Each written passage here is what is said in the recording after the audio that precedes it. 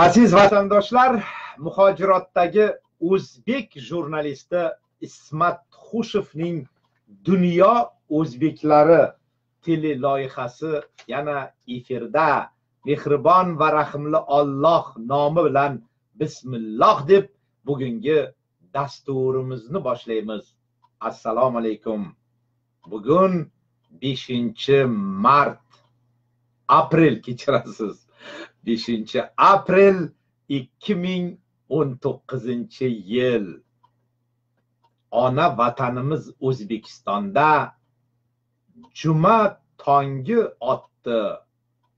ertalab Toshkent vaqti bilan soat 10 dan 30 daqiqa o'tgan shu muborak damlarda biz yana sizning qarshingizdamiz. Eson omonmisiz aziz do'stlarim? Demak, bugun muborak juma kunida siz bilan gaplashadigan gaplarimiz juda ko'p. Avval she'riyatga bir nazar tashlaymiz. Halima Xudoyberdiyevadan. Siz ketdingiz, didoringiz sog'intirdi. Ma'yus g'am daryolarida kechib yurdim. Ayriliq o'q yuragimni teshib kirdi. Suvmi, qonmi bilmadim, ne ichib yurdim. Ketdingizmi? Endi siz ham tushmi ona? Mahshargacha endi xayru xushmi ona? Uzildingiz, uzilmadi tillo zanjir. Tillo zanjiringiz o'sha qutichada. Har ko'rganda yuragimga botar xanjar. Har ko'rganda jizg'anakman o't ichida.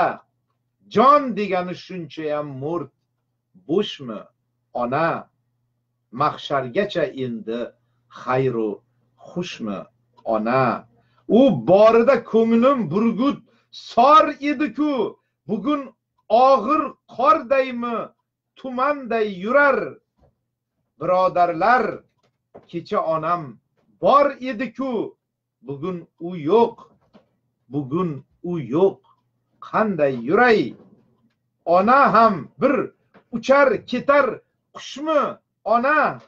Mahshargacha endi xayru xushmi ona? Qazon oldi o'sar emish gullar bo'yi. Ketar oldi qoldingiz sal berman qarab. Oyog'ingizni uqalab tunlar bo'yi. Oppoq paxta sochlaringiz yuvib tarab. Uray desam ikki qo'lim bo'shmi ona? Mahshargacha endi xayru xushmi ona? O do'stlarim, bu dunyoda qushi borlar. Qushingizni asrang, ko'ngil dodlari bu. Ey dunyoda tishlamoqqa tishi borlar. Tishsiz qolgan bir odamning faryodi bu. Ona farzand og'zidagi tishmi ona? Mahshargacha endi xayru xushmi ona? Siz ketdingiz, didoringiz sog'intirdi. Onalarni meni hozir ko'rib turgan ey baxtiyor odamlar, onalaringiz hayot bo'lsa, bu dunyoda eng baxtiyor sizsiz. Shuni qadriga yeting.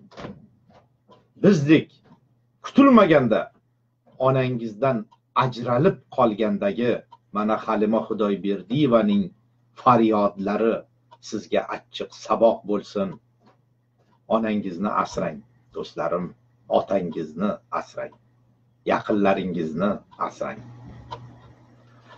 Demak, bugun juma kuni men sizlarga muborak juma haqida har kuni yuzlab muxlislarim menga yo'llaydigan juma muborak degan uzundan uzoq lekin juda zo'r, chiroyli, yaxshi gaplar bitilgan xatlarni o'qib berib o'tirmay bir og'iz juma kuningiz muborak bo'lsin dedim va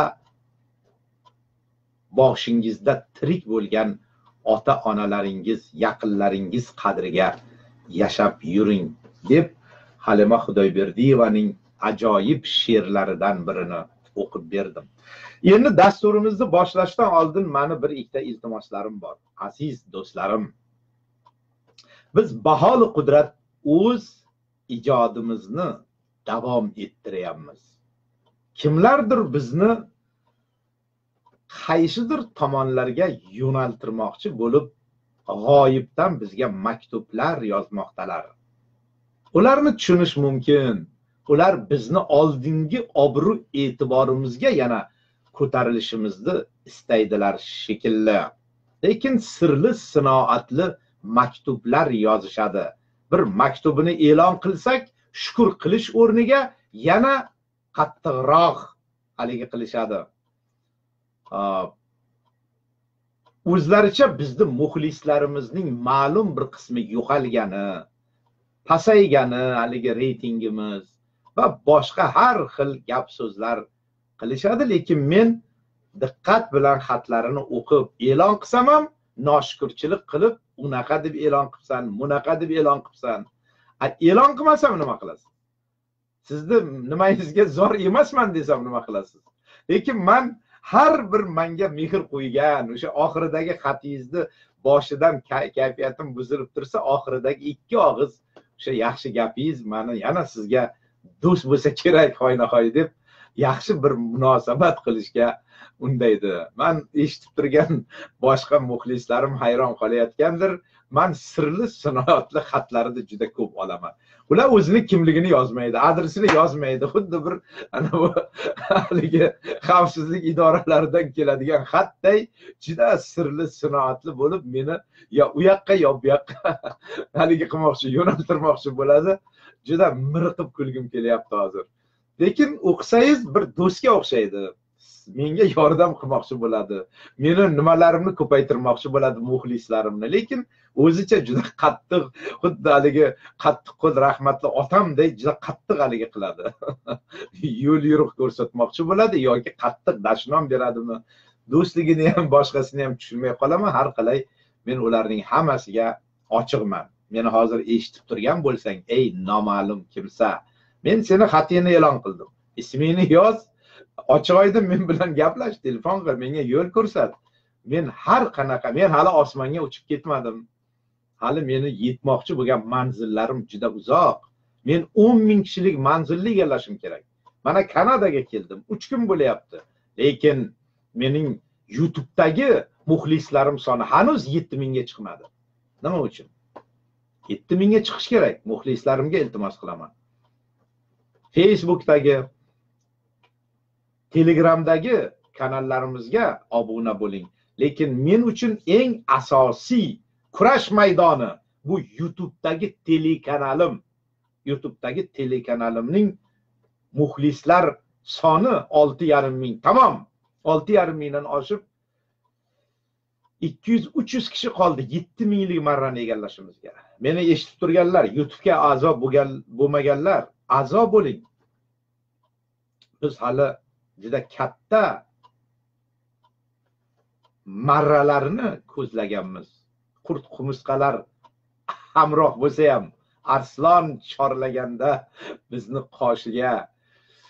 Xo'p, endi boyagi xat yozgan odamlar yaxshi niyat qilib yozyapti ko'plari, lekin ko'plariga boshqa munosabatlar ham bildirishyapti muxlislarimiz. Ana qozog'istonlik professor akademik Turdimov janoblarining yaxshi javoblarini berdik. Mayli, u kishi balkim u kishi ham haq, u xatni yozgan kishi ham haq. Men nima demoqchiman? Meni ayblabdi bir muxlis, Toshkentga keldingiz. E'tiboridasiz davlat rahbarini. Nimaga muxlislar bilan uchrashmadingiz? Va men dam olishga keldim. Shikoyat yubormalaring, men prokuror emasman dedingiz. Sizga bu gap yarashmaydi. Bu gaplarda qo'shilaman, jon bor. Umuman gaplarda mantiq bor. Endi javob berishim kerak shekilli, noma'lum bo'lsa ham men Toshkentda o'nlab shikoyatchilar bilan uchrashdim. Xavotir olmang. Lekin bu kishi aytayaptiki, bir katta zalda, Navoiy kutubxonasidami, mayli, bir joyda uchrashish kerak edi. Bu gapingiz to'g'ri. Uchrashishim kerak edi. Shu narsani endi menga ruxsat berishmadi desam noto'g'ri bo'ladi. Men uchrashdim, faqat alohida o'ta muhim shikoyati borlar bilan uchrashdim. Bular hali sekin-asta oshkor bo'la boshlaydi. Lekin kattakon bir zallarda uchrashish uchun endi sekin astada, bu hamma narsa birdan bo'lmaydi shekilli. Sekin asta, sekin asta.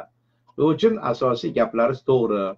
Malohat Eshonqulovani Toshkentdagi vakil qilib tayinlang debsiz. Malohat Eshonqulova tayinlangan boshqa nashrlar tomonidan. Bizning nashrimizda Toshkentda haligi maxsus muxbirlari bor, lekin bitta odam men dunyo o'zbeklarining vakiliman deb davlat idoralariga kirib chiqishiga biz huquq bermaymiz. U faqat bosh muharrirga taalluqli bu. Siz shu taklif qilyapsizki, bitta vakil bo'lsin, ozmi ko'pmi odamlarga yordami tegsin deb. Biz Kanadadan turib ham yordam qilyapmiz juda ko'p kishilarga. Juda ko'p kishilarga. Biz ko'p narsalarni birdan oshkor qila olmaymiz. Shuning uchun men xatlaringizni, savol haligi yo'l yo'riqlaringizni men endi bu yerdan gaplashaman siz bilan. Chunki siz menga xat yozyapsiz, lekin o'zingizni kimligingizni aytmayapsiz. Juda sirli, sinoatli, xuddi davlat xavfsizlik idoralarini haligilarida yozishma boryapsiz menga. Xodimlariday. Meni bir qaysidir yo'nalishga solish uchun. Shuning uchun men bilan ochiq prямо efirga chiqing, nimaga chiqing, telefonga chiqing va ayting, normalniy gaplashaylik. Men unaqa haligi parda ortidan turib o'zini kimligini yoshirib maska kiyib haligi qiluvchilarni ming foydali bo'lsa ham, lekin men buni to'g'ri qabul qila olmayman. Ko'ngli toza bo'lsa, odam o'zini aytish kerak kimligini.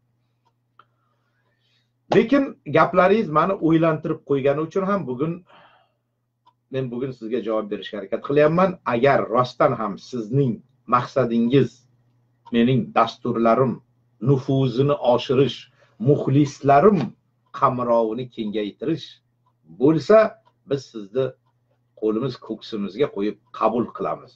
Agar vaziyatdan foydalanib Ismat Xushevni siz aytibsizki, men Zelimxon Haydarovlarga qarshi sizni ruhlantirdim debsiz. Unaqa provokatsionniy ishlar bilan ruhlantirdim deb o'ylamang. Biz o'zimizni planimiz, ijodiy planimiz bor edi, biz shuni qildik. U kelgan gap so'zlarga men e'tibor qilganim yo'q. Shuning uchun aqlli maslahatlaringiz bo'lsa olaman, nafaqat sizni, butun muxlislarimni. Sog'lom va aqlli maslahat beringlar aziz do'stlarim. Agar menga beradigan maslahatlaringiz bo'lsa. Lekin o'z nomlaringizni aytib, adreslaringizni aytib tiniq ko'rsatinglar. Toshkentdan Turkiyaga, Istanbulga uchib bormoqchi bo'lgan odamni ko'ksidan itardingiz debsiz. Men ko'ksidan itarmadim. Men teledastur orqali telefon qilmay Istanbulga borib siz bilan uchrashaman degan bir professorga aytdim. Bunaqa narsalar kelishib qilinadi. Men bilan uchrashmoqchi bo'lganlar nafaqat Istanbul va Toshkentda, butun dunyoda juda ko'p. Shuning uchun yana bir bor men sizlarga ochiq ko'ngil yigitman aytaman. Uchishdan oldin Istanbulga ruxsat olish kerak. Ismat Xushev bilan uchrashdan oldin Ismat Xushevdan ruxsat olib uchish kerak. Kelishib uchish kerak. Uchib kelib ketishni o'zi bo'ladimi sizga? Professor bo'lsa ham. Biletlarda narxi bor, vaqt, mehmonxonalar, bular hammasi oldindan qilinishi kerak. Eksprom uchib men boryapman, Ismat Xushev to'xtang deyish, bu menga qanday? Siz qanday o'zingiz qabul qilasiz buni? Shuning uchun davayte jit дружно degan bir gap bor chekistlarda. Shuning uchun davayte jit дружно, друзья. Lekin ochiq, shaffof, do'stona munosabatlar tarafdoriman. Sirli, sinoatli, parda ortidan, manzilsiz kanallar ortidan. Manzilsiz degani men dunyo o'zbeklarida aziz do'stlar bitta kanal ochganman. Kim emailini menga aytgisi kelmasa, o'zini IP'mi nima deydi uni? Uni masalan Toshkentdan, O'zbekistondan chiqayotgan bo'lsangiz, uni aniqlash mumkin. Lekin siz haligi bilan chiqsangiz, Toshkentda bo'lsangiz ham siz Amerikadan chiqayotgandek bo'lasiz. Shunaqa aylanma yo'llar bilan chiqish ham mumkin menga kanallar. Haligi emailni qo'ymayapman, menga maqola kerak, fakt kerak-da, shuning uchun men o'sha kanalni ochib qo'yibman. Mana hozir siz meni eshitib turibsiz, dunyo o'zbeklariga kiring, foto va maqolalar jo'natish degan joyi bor. Shuni bossangiz ochiladi katak. Bemalol fikringizni yozing, sizni IP'ingiz ham so'ralmaydi, balkim IP'ingiz so'ralar, uni endi texnik hal qiladi. lekin email so'ralmaydi, kimligi so'ralmaydi, ismingiz so'ralmaydi. Menga fikr bo'lsa yuboring shu yerdan. Shuning uchun shuni ochib qo'yibman. Bu hech qaysi saytda yo'q, menda bor. Chunki ko'p odamlar qo'rqsa yubormaydi. Undan yuborsa hech qanaqangi uni adresi kerak emas menga. Endi aziz do'stlar, yana bir iltimos. Murodjon Mannonov menga yozyaptiki, Ismat aka, davlat rahbarlariga, hokimlarga murojaat qiling, ijtimoiy tarmoqlarga e'tibor qilishsin deb. Buni prezident ham aytganlar. Buni men murojaat qilishim shart emas, Murodjon.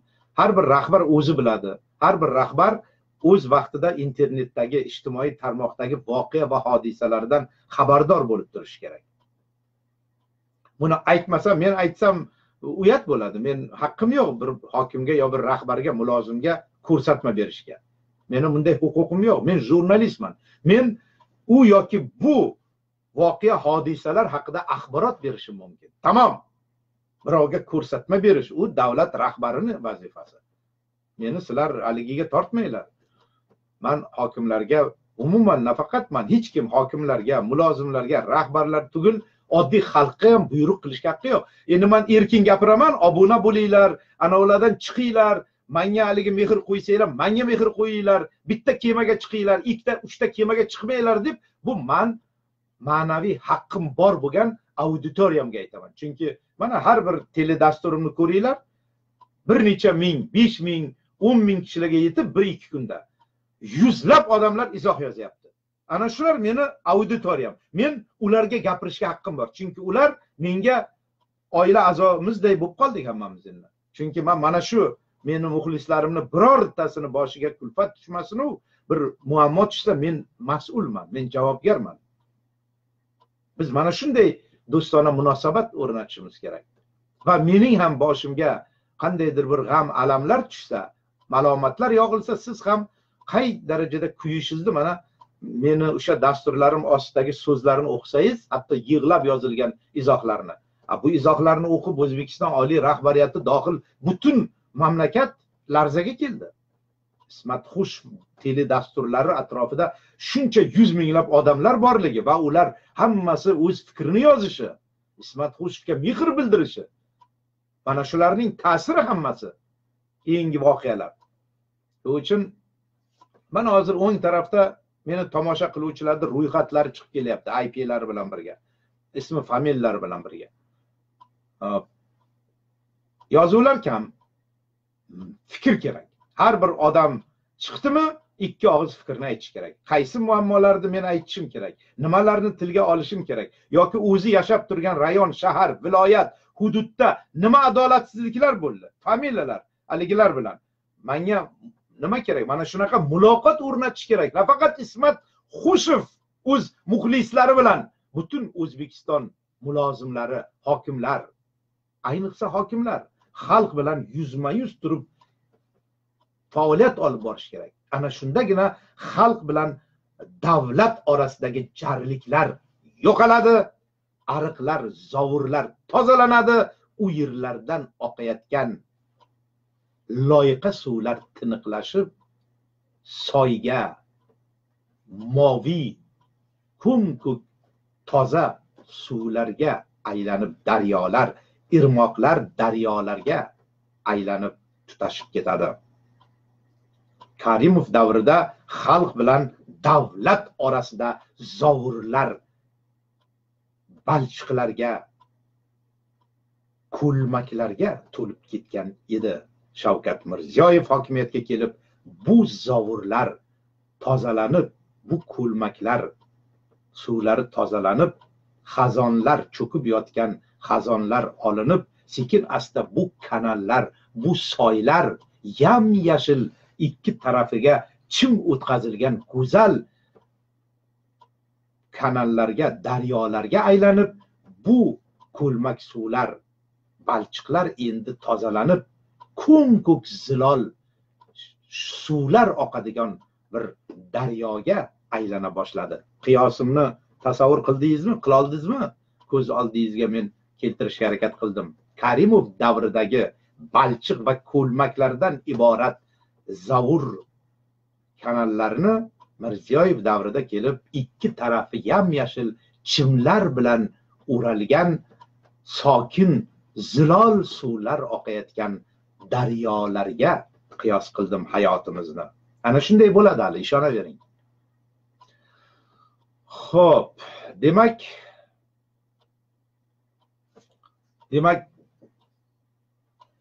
boshladik.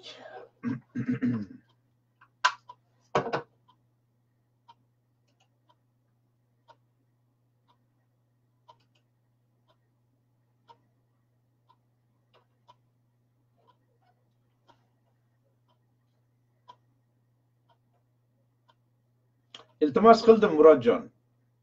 Mayli hokimlar va boshqa mulozimlar, keling shu ijtimoiy tarmoqlarga e'tibor qilaylik. O'sha rayoniz va viloyatingiz haqida qaysidir bir fikrlar bo'lsa, e'tibor qilinglar. Mendan so'rashyapti, iltimos qiling deb. Buyruq qila olmaymiz, lekin oliy rahbariyatdan, hokimlardan, bizni ko'rib turgan arboblardan biz iltimos qilamiz ijtimoiy tarmoqlarga e'tiborli bo'lishlarini.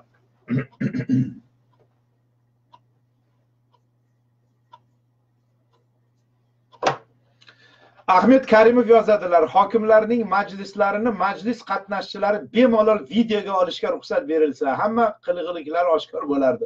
Endi buni bilmadim. Buni endi men birma deya olmayman. Hokim bir yig'ilish qilsa-da, hamma uni videoga olib tursa, bu endi jat tomosha bo'ladi. Endi har bir davlat idoralarini yig'ilishlarini o'zini qonun qoidasi bor. Bunga men bir nima deya olmayman. Ahmet og'a. Sharofiddin Sharipov, rahmat. Hali 10 mingdan oshadi. Hammasi o'zingizning qo'lingizda, Ilhom Umarov.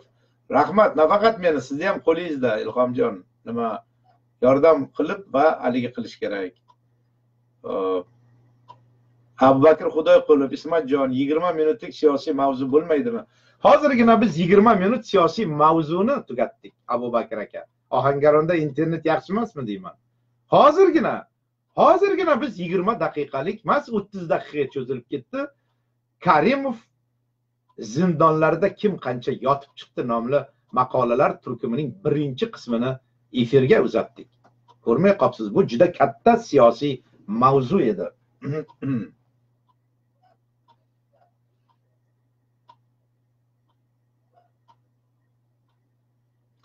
O'rmonali O'rinov yozadilar. Bugungi eshittirish Ismat Xushovning charaqlagan ko'rsatuvi bo'ldi.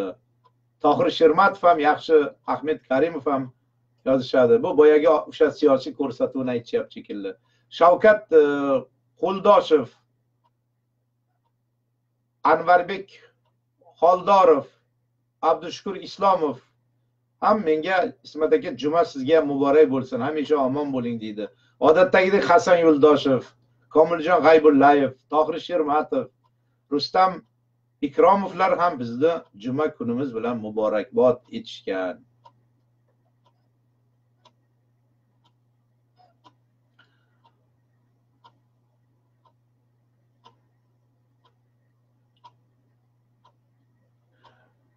Nig'matov Shavkat yozadilar. Ismat Mahmudovich, siz prezident portali haqida ko'rsatuv qiling. Natijasini ko'ramiz. Abubakir Xudoyqulovning gaplarida jon bor dedilar. Akram Islomov yozadilar. Ismat aka, asossiz yozilgan xatlar sizni ko'proq chalg'ityapti. Aka, iltimos, hurmatli o'quvchilar, bunaqa xatlar bilan Ismat akani chalg'itmanglar. Dasturga ziyon yetkazyapsizlar, o'rtoqlar. Akram Islomov. Endi asossiz xatlarni biz bundan keyin o'qimaymiz, e'tibor qilmaymiz, xafa bo'lmang. Tak. Akram Islomovning fikrlariga jon bordir, ehtimol, bilmadim. Buni endi sizlar hal qilasizlar. Asadbek Hamzayev, hozir ko'pchilik arzimas narsalar bilan prezidentga murojaat qiladi. Murojaat qilishda qayerga, kimga murojaat qilishni ham bilish kerak. Juda to'g'ri Asadbekning gaplari. Rustam Ikromov, Ismat aka, juda ishchan kayfiyatdasiz. Charchab qolmang, orom ham oling. Ora-sira buyuk maqsadlar sari porloq yo'l boshidamiz. Rustamjon, xavotir olmang. Hammasi yaxshi bo'ladi. Abubakir Xudoyqulov yozadilar. Ingliz, rus tili biladiganlarni uyg'otish shart emas. Ular uyg'oq. Ismat Mahmudovich hozircha o'zbekcha gapirib turib, o'zbeklarni uyg'oting debdilar. Abubakir akaning gaplarida jon bor. O'zbegim, mening o'zbek xalqim uyg'onishi kerak. Juda to'g'ri gap. Ular hammasi uyg'oq. Inglizlar, ruslar bizga qaraganda uyg'oqroq ular. Hushyorroq ular, sinchkovroq ular. Juda to'g'ri Abu Bakr aka.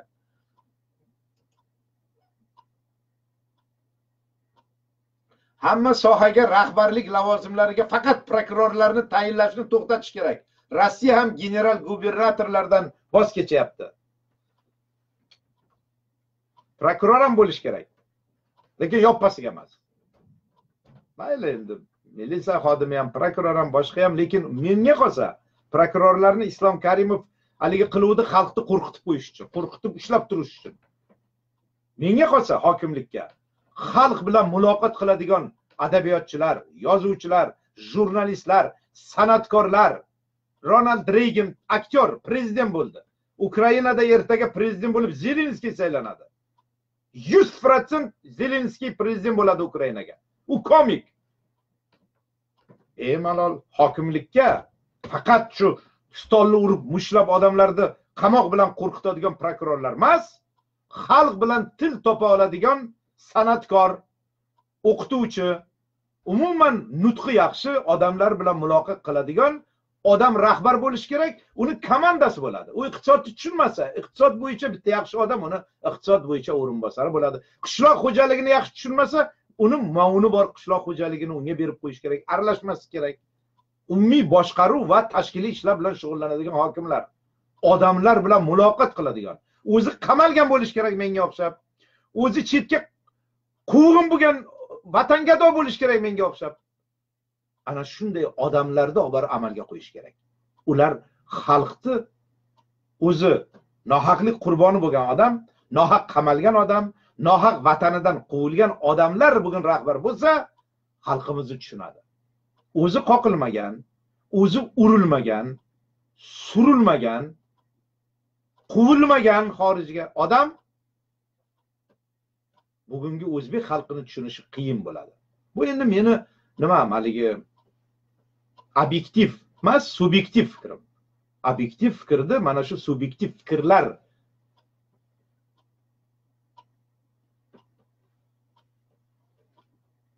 doirasidan yaratib olish kerak.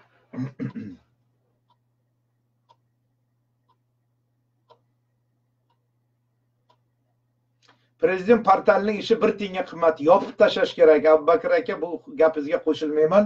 Prezident portali adolatni ro'yobga chiqargan o'nlab, yuzlab, minglab, agar millionlab bo'lmasa, odamlar bor. Portal orqali ishi hal bo'lgan.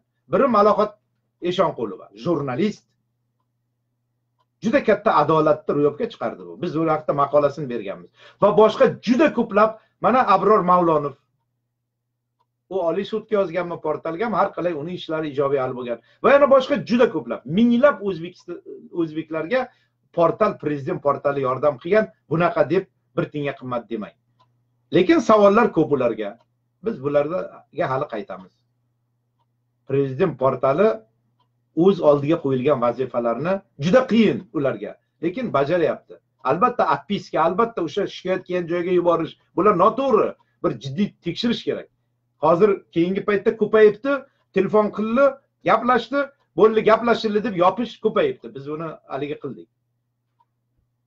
Nomiga, chunki juda ko'p shikoyat, shu juda ko'p shikoyat qilavergan odamlarni hal qilishning o'rniga mana shunaqa atpiska berish.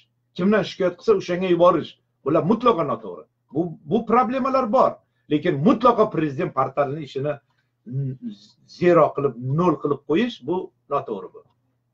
Mana masalan menga yozinglar, mana necha yuzlab meni muxlislarim bor, o'zbekistonliklar, portal orqali ishlar hal bo'lgan. Mana bemalol ular yozishi mumkin. O'shuning uchun ularning ishini noto'g'ri deyish. Bu prezident portalga juda katta e'tibor qilib turgan bir paytda. Lekin portaldagi xodimlarning mas'uliyatini oshirish haqida o'ylab ko'rish bu boshqa gap. Mas'uliyatini oshirish. U yerda ham, prezident portalida ham o'zi qamalgan, nohaq qamalgan, o'zi urilgan, nohaq urilgan, nohaqlik nimaligini o'z tanasida sinab ko'rgan odamlarni ishga olardim men. Menga qolsa. mayli butun rahbariyatni shular hisobiga almashtirishga iloji yo'qdir, lekin prezident portaliga shikoyatlar keladigan joyga o'zi 10 yil, 5 yil adolatsiz ravishda turmada o'tirgan yozuvchi, jurnalistlar ko'p. Mana Dilmurod Saidga o'xshagan, Dadaxon Yoqubovga o'xshagan ijodkorlar juda ko'p, jurnalistlar nohaq qamalib chiqdi. Ikkovi ham nohaq surgun bo'lgan. Dadaxon aka ham, bu Dilmurod Tembolov. Vobshe nima u? Shuncha o'g'rilik qilib turgan paytda qandaydir bir arzimas pul uchun Dilmurodni qilib yuborishgan. Dilmurod Said. Mana shu yigitlarga prezident portallaridan Malohat Eshonqulovani o'ziga, menga qolsa, o'ziga men prezident portalidan ish berardim. Menga qolsa. Lekin men bu masalalarni hal qila olmayman.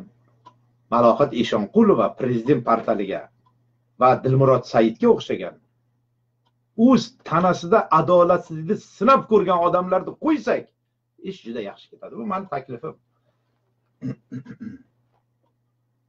Dadaxon Yoqubov prezidentning yordamchisi bo'lgan. Oliy kengashda a'zosi bo'lgan, xalq deputati.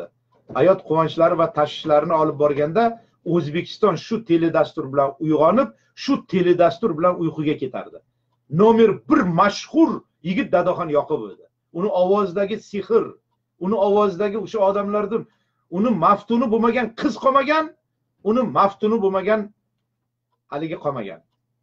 Shu qadar sehrlab qo'ygan edi Dadaxon Yoqubov, shu qadar mashhur edi. Shunday mashhur jurnalistni shunaqa dabdalasini chiqarishdi. Osmonga olib chiqib, parashyutsiz tashlab yuborishdi. Dabdalasi chiqib ketdi. Hali ham shu ruhi tetik ekan, irodasi mustahkam ekan. Mana hozir ish izlayuribdi, ishga olishmaydi. Prezidentning yordamchisi bo'lgan, deputat bo'lgan yigitni olib borib prezidentning portaliga oddiy xodim qilib qo'ying. Og'ir, bosiq yigit, aqlli yigit. Juda yaxshi ish ketadi. Malohat Eshonqulova ham juda oq qorani hayotda juda ko'p nohaqliklarni ko'rdi. Uni televideniyadan Omonova bilan ikkovini noto'g'ri haydashgan. Mayli o'sha davr, o'sha zilolat davri, jaholat davrini qurbonlari edi bular. Menga qolsa bularni ikkovini ham televideniyaga qaytarardi. Xo'p, mayli prezident portaliga shikoyatlar kelayotgan joyga Malohatni rahbar qilib bo'lim mudiri qilib qo'yish kerak. Dadaxon Yoqubovni ham bo'lim mudiri qilib qo'yish kerak. Davlat maslahatchisi Tursunxon Xudoyberganovni ikkita o'rinbosarlik lavozimi berib, birini Malohat, birini Dadaxon Yoqubovga berish kerak. Dilmurod Saidga ham berish kerak bitta ishda. Mana sizga 3 ta kandidatura. Mana 3 ta jurnalist, iste'dodli, talantli, uchovi ham urilgan, nohaqlikni tanasida sinab ko'rgan, uchovi ham kristalli toza. Men shu gapni bugun dadil aytaman. Malohat ham vijdonli, halol qiz, bechora Malohat. Turmushi bo'lmadi. Uni butun bir siyosiy faoliyati uchun uni uyini kuydirdilar. Oilasidan haligi judo qildilar, ig'vo qilib. Farzandini mana yaxshi to'ylarini biz yoritdik.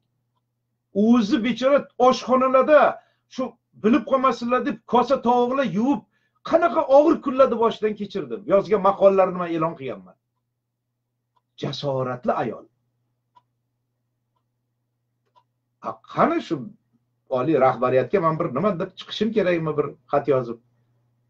Malohat Eshonqulovani, Dadaxon Yoqubovni, Dilmurod Said, yana men bu yerda tilim ichida turib ayta olmagan yoki bilmagan jurnalistlar bordir, qamoqlardan chiqqan. Sizlar aytinglar.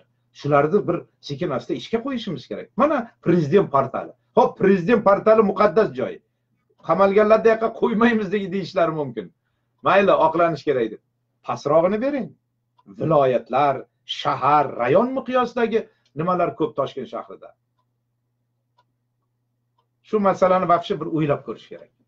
Mana sizga 3 ta odamni jamiyatdagi o'rnini tobersak, Dadaxon Yoqubov, Malohat Eshonqulova, Dilmurod Said va yana 5-6 ta qamoqdan chiqqanlar bor. Solijon Abdurahmonov, yana kim ular? Juda ko'plari bor. Ana shu adolatli odam bular. Hammasi shu jastiqlarda, qamoqlarda, turmalarda ko'rib, ular Karimov va Mirziyoyev davrini hozir men siyosiy aligilarni beryapman. bir-biriga solishtiryapman. Ana shu ikki davrni ular juda yaxshi bilishadi va hech qachon Mirziyoyev siyosatiga bular endi xiyonat qilmaydi bular. Agar davlat bitta ish qoldi, bularga bir ish bersa, xizmat mashinalari bersa, bular jonini fido qilib prezident Mirziyoyev va uning siyosati uchun, chunki Mirziyoyevning siyosati bois ular o'zini odam ekanligini, tuhmatchi, ig'vogar emas, odam ekanligini mana shu Mirziyoyev siyosat tufayli ular anglab yetishdi. Ular ozodlikka chiqishdi. Ular hamma narsalardan xalos bo'lishdi. Mana Malohatning propiskalari, butun problemalarni 2 minutdami, 20 minutda hal qilib beribdilar. Portal, prezident portali. Mana sizga prezident Mirziyoyevning siyosati. Dadaxon Yoqubov qochiruvdi, O'rta Yer dengizlarida deb qo'yganmiz. Adresini ham aytishga qo'rquvdi. Mana Mirziyoyev tufayli mamlakatga qaytdi. Hamma ishlar yaxshi bo'ladi, jinoiy ishlar yopiladi. Endi unga bitta ish berish kerak. Dilmurod Said qancha og'ir kunlarni boshidan kechirdi. Biz u vaqtda yuzlab maqolalar e'lon qildik. Oilasidan, farzandidan judo bo'ldi, qamoqda uni ko'rgani borayotganda yo'lda avariya bo'lib o'lib ketdi ular. Onasi uni hajrida kuyib yonib bu dunyoni tark etdi. Dilmurod Saidni qalbiga razm soling, uni qalbida juda ko'p dard, alam bor. U yashashi kerak. Sekin asta mana shu dardlarni unutib, bu juda og'ir inson uchun. Mana Karimovning zulmi, Karimov davri qanday oilalarda chilparchin qildi. Biz mana shularda hammasini solishtirib, Karimov va Mirziyoyev davridagi nimalarni beryapman men. O'tgan yil e'lon qilganman. Mana endi tele dasturlarimda boshladim. Bugun birinchi qismini ko'ring. Mana sizga 3 ta jurnalistga agar shu vazifalarni olib bersak, mana shu sohada juda katta yutuqlarga erishgan bo'lardik. Men O'zbekiston oliy rahbariyatiga, meni eshitib turgan mana shu sohalarni mas'ul mulozimlariga iltimos qilmoqchiman. O'ylab ko'ringlar, Dadaxon Yoqubov, Malohat Eshonqulova, Dilmurod Saidlarni. Ular muxolifatchi emas, ular ig'vogar emas, ular yozuvchi emas, bu bekor gap emas. Ular o'zbek xalqini odamdek yashashini orzu qilgan kishilar. Prezident ham xuddi shunday orzuga ega. Demak, prezident tarafdori bular.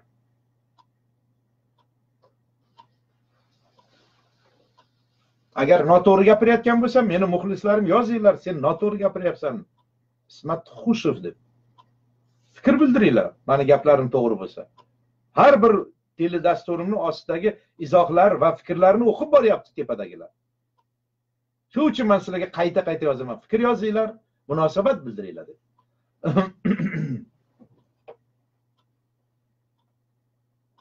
Mana Abubakir Xudoyqulovning bir og'iz prezident portalining ishi 1 tiyinga qimmat yopib tashlash kerak degan gapiga 20 minut mana javob qaytardim. Prezident portalining ishini 1 tiyinga qimmat demas kerak, yopib tashlamas kerak. Aksincha, bu juda katta, muqaddas dargoh, juda katta ishlar qilyapti, lekin shuni nimasiga yana mana bu 3 kishini ham shu yoqqa ishga joylasak, vobshe dahshat bo'ladi. Vobshe butun dunyo o'zbeklari juda katta mehr va muhabbat paydo bo'lardi prezidentga va uni siyosatga nisbatan. Agar mana shu men aytgan 3 ta jafokash jurnalistni imенно prezident portaliga joylasak. Qani endi imkon bo'lsa men shu ishlarni qilsam, yo'qda.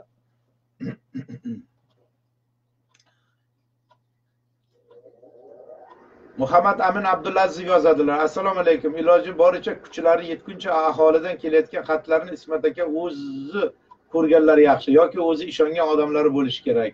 Aks holda yana o'rtadagilar oddiy xalqning fikrini bo'g'ishi mumkin. Muhammad Amin Abdulazizov, rahmat qo'yjon. Hasan Yo'ldoshev. Haqiqatan ham budillik balkondan tashlab yuborish kerak. Budillikni men spesial qo'yib qo'ydim. Uni tashlab yuborib bo'lmaydi, lekin fikrda bo'ladi. Budillik kerak ukajon. Hasan Yo'ldoshev.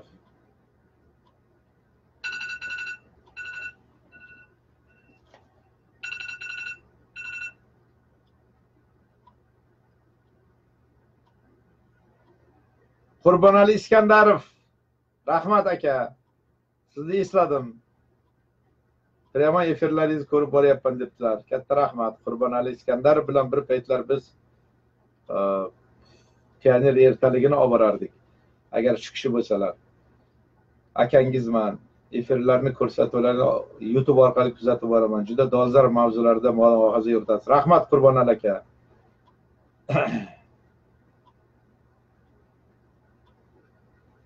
Ravshan Ikromov, Ismat aka, efir nega to'xtadi? Hech qachon to'xtamaydi efirlar. Hamisha jaranglab turadi. Sizni kompyuterlaringiz to'xtagan, sizni telefonlaringiz to'xtagan. Ravshanjon Ikromov, bizni efir hech qachon to'xtamaydi. O'zingizdan izlang bu problemani.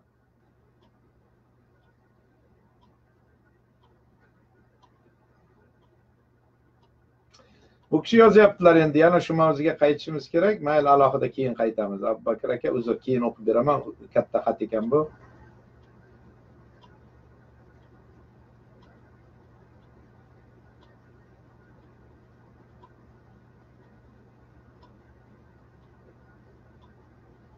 Assalomu alaykum Ismat Mahmudovich. Hormay tolmay yana Kanadada ishlarni boshlab yubordingizmi? Andijon viloyatidagi hokimliklarning nayranglariga e'tiboringizni qaratmoqchi edim.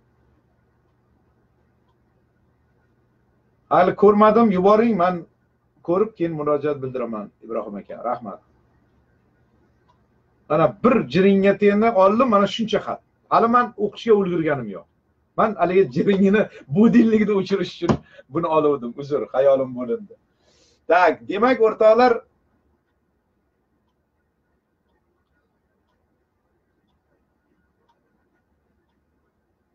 tak.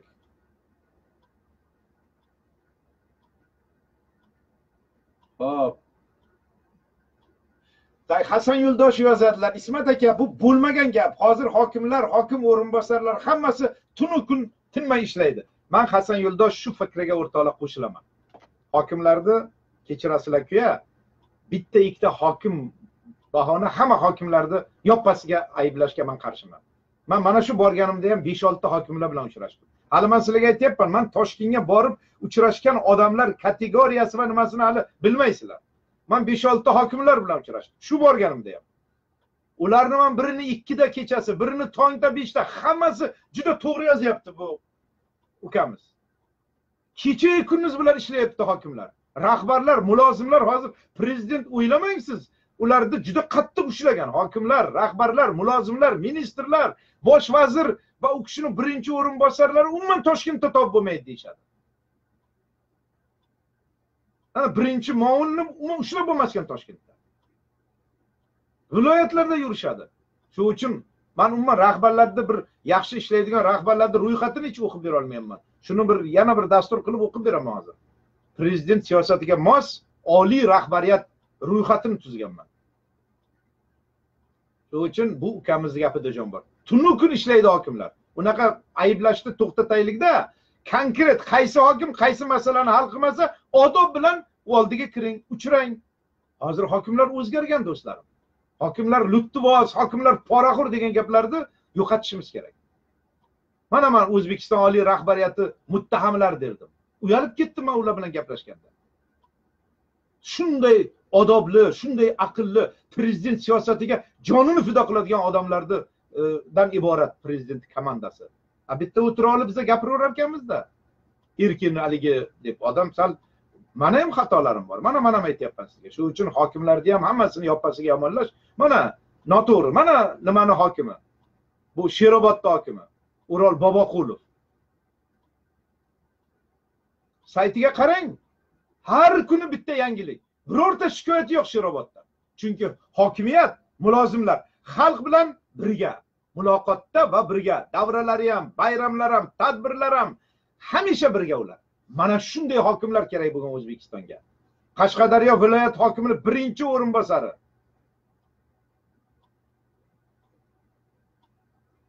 Xurram Jo'rayev kitobdan, lekin juda katta obro' e'tiborga ega, o'zini vazifasini yaxshi biladigan ajoyib rahbarlar bor O'zbekistonda. Oqdaryo tumani hokimi Firuza Abilov. To'g'rimi Murodjon, yozing, noto'g'ri yozgan aytgan bo'lsam. Mana shunday hokimlar, prezident siyosatiga munosib hokimlar bor. Samarqand viloyatining hokimi Erkinjon Turdimov, Buxoro viloyatining hokimi O'ktam Barnoyev. Ko'p bunaqa yaxshi hokimlar. Ularni biz aytishimiz ham kerak yaxshi hokimlar. Faqat rahbarlarni yer bilan bitta qilmaydi. Biz o'zimiz rahbarlarga munosabat qilishga, muomala qilishga o'zimizda madaniyat, o'zimizda bir qandaydir bir odob kategoriyalarni paydo qilishimiz kerak. Rahbarlarni yaqasdan olish, ularni shantaj qilish. Bu hollar ham bor.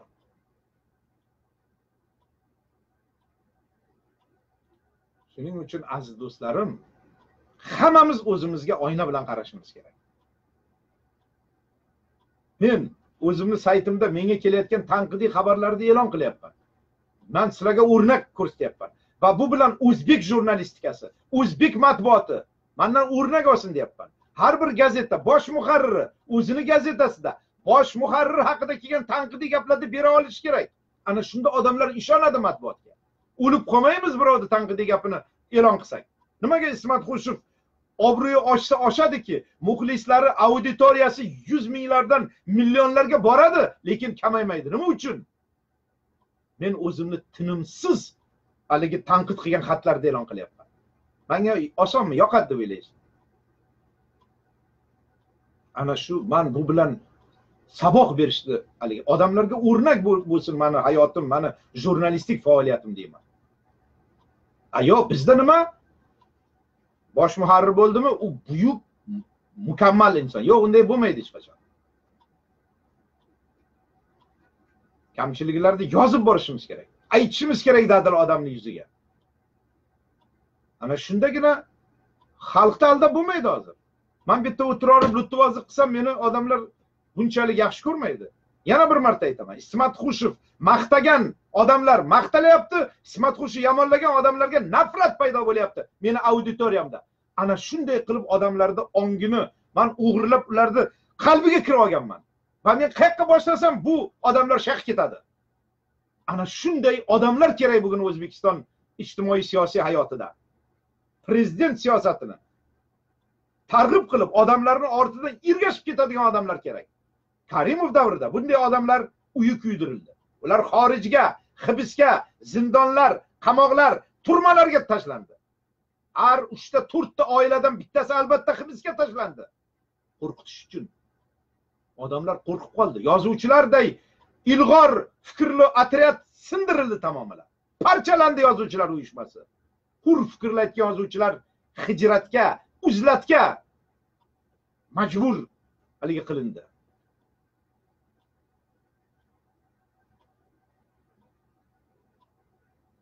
Biz bu zulm va jaholat davrini o'tadik. Endi u davrni eslamay urra deb yashasak xato bo'ladi. Biz o'sha davrdan xulosa, saboq chiqarishimiz kerak. Shuning uchun men Karimov zindonlarda kim qancha yotdi degan rubrika ostida turkum maqolalar e'lon qilganman. Endi mana teledasturdan boshladim bugun birinchi qismi. Biz Karimov davrini, uni fojialarini bugungi avlodga yaxshilab tushuntirib bermasak, Mirziyoyevning qadriga hech qachon yetmaydi bu avlod. Va biz bu oliy ne'mat, Allohdan bizga berilgan bu ne'mat, bu adolatni qadriga yetolmasak, unda pushaymon qilamiz. Shuning uchun men jurnalist sifatida o'sha o'zim bayrog'ini ko'tarib chopgan eng oldingi qatorlarda o'zimni ham aybimni, o'zimni ham xatolarimni aytib, lekin mana shu fidoilik, o'sha Islom Karimovning siyosatiga, o'zini shaxsiga biz mehr qo'ydik. Biz u kishini bayrog'ini ko'tarib chopdik. Lekin ayni paytda biz xorijga qo'yilgandan keyin shu odamni maqtaganimizni ham aytib, lekin shu kishi tirikligida u kishini johilligini, diktatorligini biz o'z asarlarimizga muhrladik. Ana shu narsa menga ma'naviy huquq beradi. U asar 5000 betlik u asarni olib, meni vaqtim yo'q qaytib bugungi davrga moslamayman. Mana dunyo o'zbeklarida turibdi.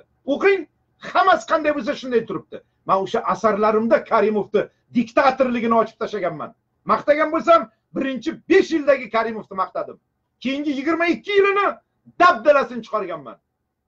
O'qing, o'rganing mendan, asarlarimdan.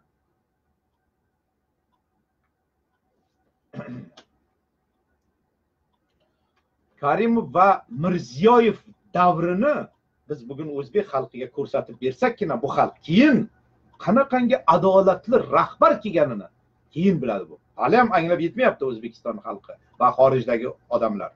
Bir muttaham chiqib ig'vo qilsa prezidentni, uni orqasidan ergashib ketyapti. Men kecha e'lon qildim, meni nimamga, telekanalimga obuna bo'lganlar, meni siyosatim, meni shiddatim, meni yo'nalishimni tanladingizmi? Boshqa kemalarga ham eshkak eshmang, eshkak tashamang. Bitta kemani ushlang, ikkita, uchta kemaga g'arq bo'lasiz. Prezident Mirziyoyevni ig'vo, shantaj, sabotaj qilayotgan u kishini sha'niga va uni haligisiga tuhmat toshlarini otayotgan muttahamlarning ham haligilarga obuna bo'lganlarga men ogohlantirdim. Mana kecha 27 tami 37 ta kishi tark etibdi. Menda hamma narsa bor. Bitta kemani ushlash kerak. Bitta siyosatni ushlash kerak. Luttuvozlik qilmas kerak. Bugun prezident Mirziyoyevga sadoqatli odamlar kerak. Guruhlar va mana bu bizni nimalarimizga o'xshagan. Ikkita, uchta kemani ushlab, qaysi kema g'arq bo'lsa, undan qochib, qaysi kema suzib ketsa, unga mehrini ochib boruvchilar kerak emas bugun. Bitta kemani ushladik, tamom. Shuning uchun menga obuna bo'lganlar ko'rib chiqing. Menga obuna bo'ldingizmi? Mana shu yerda qoling. Bu yoqqa obuna bo'lgan bo'lsangiz, bu yoqqa qoling, bu yerdan chiqib keting. Biz baxtiyor bo'lgaymiz, xo'p. Bizni zafar quchajak, tepamizdan charx aylanib, qaldirg'ochlar uchajak. Esingizdan chiqmasin. Ishoning menga, men sizni hech qachon sharmanda qilmayman. Savollar juda yaxshi o'qilyapti. Afsuski bizni dasturimiz 50 minutga bordi. Biz uni to'xtatishimiz kerak aziz do'stlarim. Demak, bugungi dastur men O'zbekiston oliy rahbariyatining bir guruh haligi ijobiy, haligi maqtaydigan odamlar ro'yxatini tuzgandan keyin bitta she'r bor, shu bilan birga o'qib berishim kerak. Men ro'yxatini bitta tuzganman, qog'ozlarim ko'p topolmadim. Shuning uchun keyingi dasturda qoldiramiz va bugun ham yana bitta ajoyib she'r bilan dasturimizni yakunlaymiz. Albatta muhabbat haqida, sevgi haqidagi she'rlar.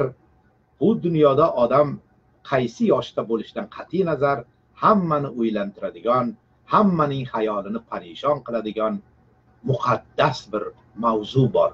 Bu muhabbat mavzuyi. Ishq istiroblari har kimni o'ziga istaydimi yo'qmi maftun etadi.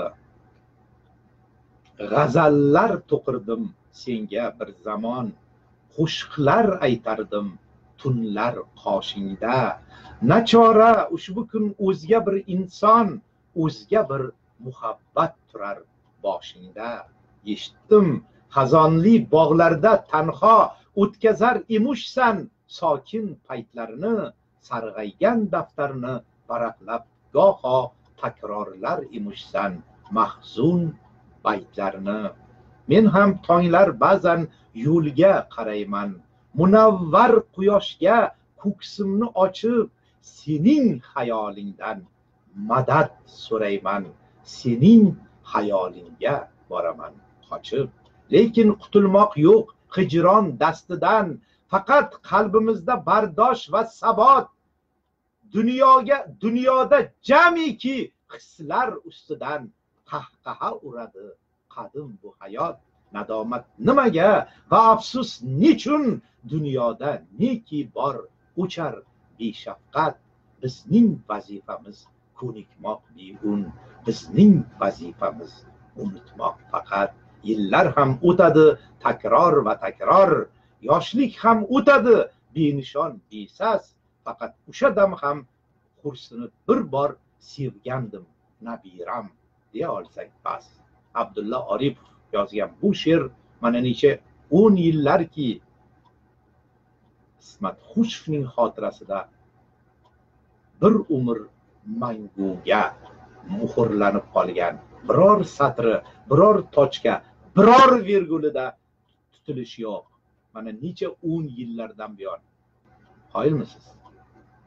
Sizga ham ana shunday tiniq xotira Oripov va boshqa ajoyib shoirlar she'riyatiga ana shunday shaydolik nasib etishini tilab qolaman.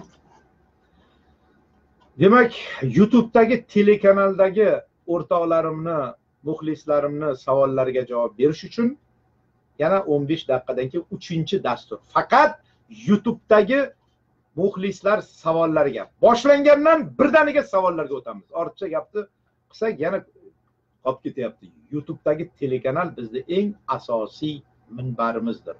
Unga obuna bo'ling. Omon bo'ling aziz do'stlar.